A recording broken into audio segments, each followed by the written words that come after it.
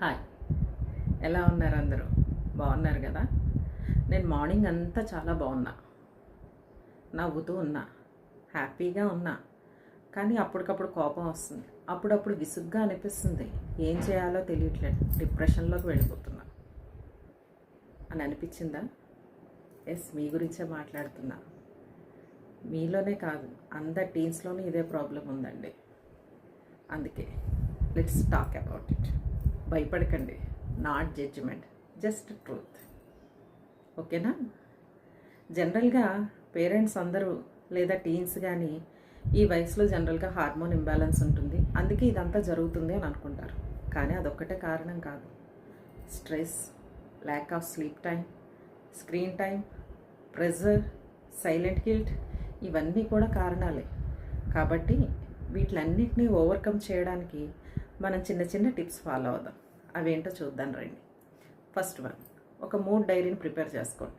అంటే డైలీ ఒక 2 minutes ఏ టైంలో నా మూడ్ ఎలా ఉంది, ఎందుకు చేంజ్ అయ్యింది అన్న రీజన్స్ని డైరీలో నోట్ చేసుకోండి.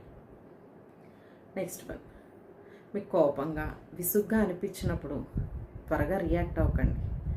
దాన్ని మీ ఫ్రెండ్స్తో ఎక్కువ టైం స్పెండ్ చేయడం కానీ, మ్యూజిక్ వినడం ద్వారా లేదా డ్యాన్స్ చేయడం ద్వారా దాన్ని టర్న్ చేసుకోండి. నెక్స్ట్ వన్, ఒక ట్రస్టెడ్ పీపుల్కి మీ మనసులో ఉన్న ఆలోచనలన్నీ షేర్ చేయండి. అంతేకాకుండా మీ పేరెంట్స్కి కూడా చెప్పండి.